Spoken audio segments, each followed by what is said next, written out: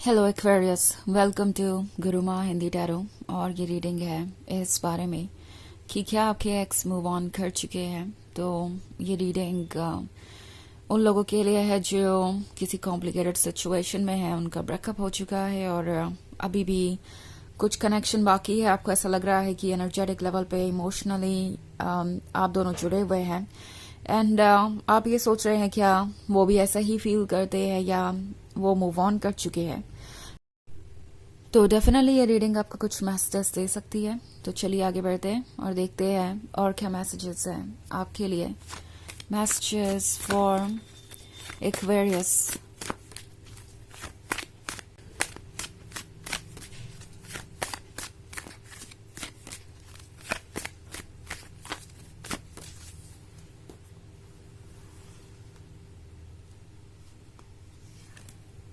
The High Priestess, Ten of Wands, Two of Swords,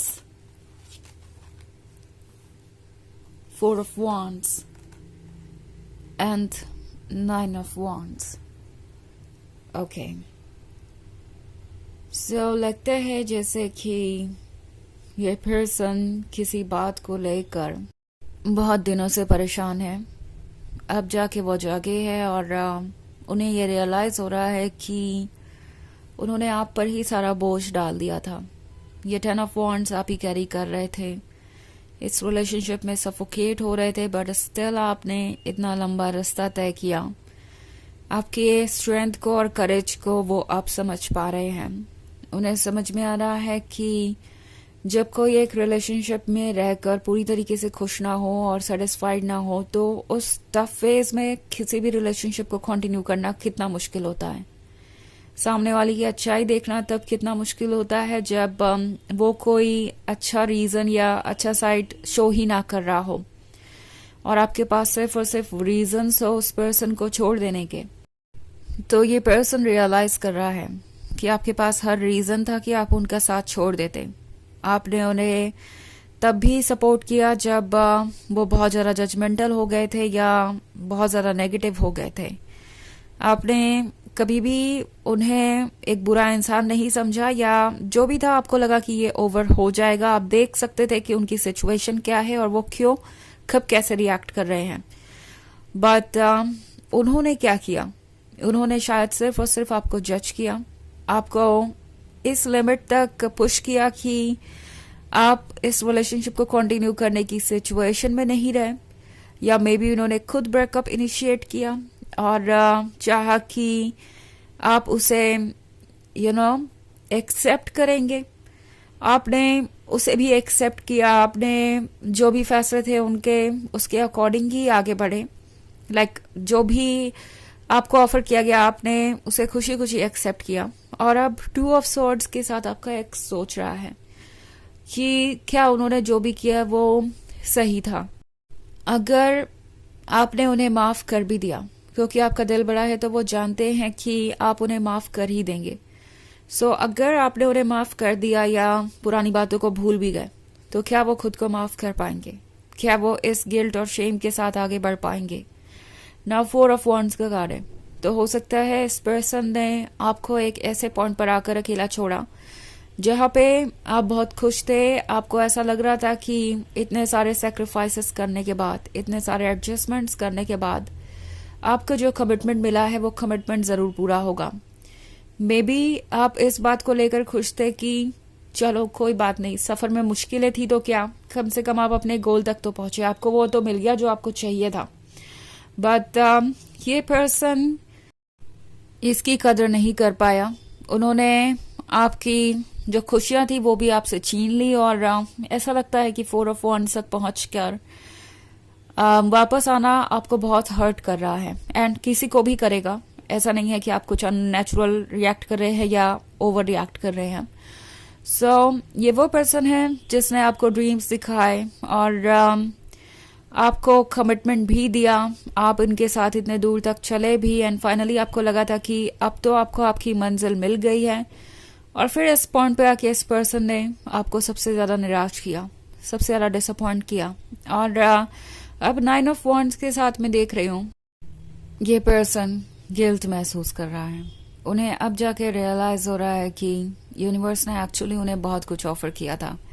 एक ऐसा lover offer किया था जो कि डेडिकेटेड था, लविंग एंड केयरिंग था, और उनके लिए उसने इतने सारे सेक्रीफाइसेस भी किए, बट वो इस रिलेशनशिप को फिर भी कंटिन्यू नहीं कर पाए। उन्हें रियलाइज हो रहा है कि इस तरीके का गिफ्ट छोड़कर उन्होंने सबसे बड़ी प्रॉब्लम को एक तरीके से आमंत्रित किया है अपने लाइफ में। आई थिंक ये पर्सन ये भी महसूस कर रहा है कि आपके जाने के बाद इनकी लाइफ बहुत ही कॉम्प्लिकेटेड हो गई है। जो आप इनके लिए कर रहे थे वो तो अब ये मिस करते ही हैं। इसके अलावा उन्हें लग रहा है जैसे कि जो कुछ भी उनके लाइफ में इंटरेस्टिंग था या पॉजिटिव था वो सब कुछ आपके आने के बाद ही हुआ, और आपके जाने के बाद फिर से चीजें बदल गई है। एज इफ आप उनके लिए लक बनकर आए थे, आप उनके लिए एक परफेक्ट लाइफ पार्टनर बन के आए थे। सो ये रियलाइज कर रहे हैं कि आपके अंदर कोई ऐसी बात तो थी जो उनको और ज्यादा स्ट्रांग बना रही थी। कहीं ना कहीं उन्हें अब ऐसा लगता है कि आप ही उनके सोलमेट थे, और उन्होंने इस रिलेशनशिप को कॉम्प्रोमाइज कर दिया अपने बिहेवियर की वजह से। एंड अब 9 ऑफ वॉन्ड्स के साथ बैठकर बस सोच रहे हैं कि क्या करना चाहिए।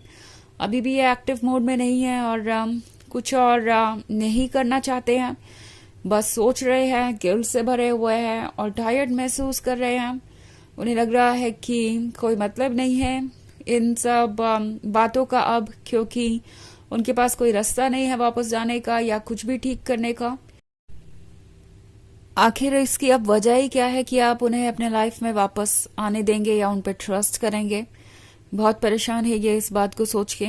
ऑल्सो बहुत सारे बॉन्ड्स है आपकी रीडिंग में, तो आप किसी फायर साइन से डील कर रहे हो सकते हैं या किसी ऐसे पर्सन से डील कर रहे हो सकते हैं जो बहुत पैशनेट है, जो बहुत फियर्स है और चाहता है आपके क्लोज आना।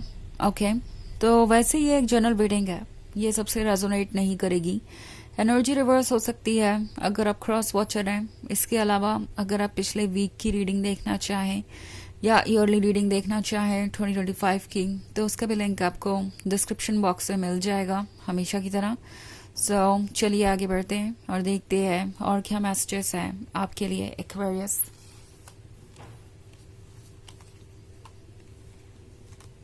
Messages for Aquarius. 5 of Wands, the Hanged Man, 6 of Wands, King of Pentacles, and 7 of Wands. Okay, so हमारे पास है 5 of Wands। लगता है जैसे ये पर्सन अपने ख्यालों से लड़ रहा है। द हैंग्ड मैन इनसे कह रहा है कि अब तो वाइज डिसीजन यही होगा कि वो पुरानी बातों को भूल कर आगे बढ़े। बट फिर 6 ऑफ वॉन्ड्स का कार्ड है, तो कभी कभी इनके मन में ये भी ख्याल आता है कि एक बार कोशिश करके देखनी चाहिए। क्या पता उन्हें जो चाहिए वो मिल ही जाए, क्या पता अभी भी कोई उम्मीद बाकी हो, क्या पता अभी भी वो आपका दिल जीत ही ले। ओके, तो ये सारी बातें इनके दिमाग में चल रही हैं।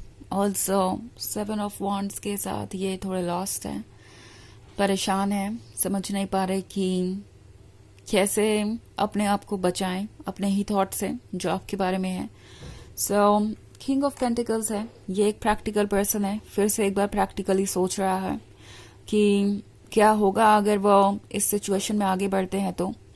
एंड दिमाग कह रहा है कि उन्हें आगे नहीं बढ़ना चाहिए, बिकॉज पास्ट में बहुत कुछ बचा हुआ है अभी भी जो उनका रास्ता रोक सकता है। ओके, कुछ डाउट, कुछ ऐसी यादें जो बहुत नेगेटिव है, सो वो रिजेक्ट भी हो सकते हैं। तो चलिए देखते हैं आखिर ये ऑरेकल मैसेज क्या है।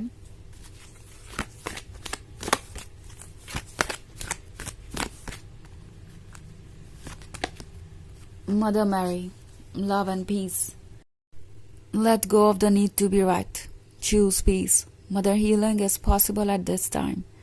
तो ये कार्ड आपसे कह रहा है कि जो भी हो रहा है उस सिचुएशन में सही और गलत प्रूव करना इतना जरूरी नहीं है। अपने पीस को चूज कीजिए। ये जो सिचुएशन है जिसकी वजह से आप परेशान हैं, इसके बारे में ज्यादा सोचिए मत, अपने मन की शांति को चुनिए, अपने हीलिंग पे ध्यान दीजिए।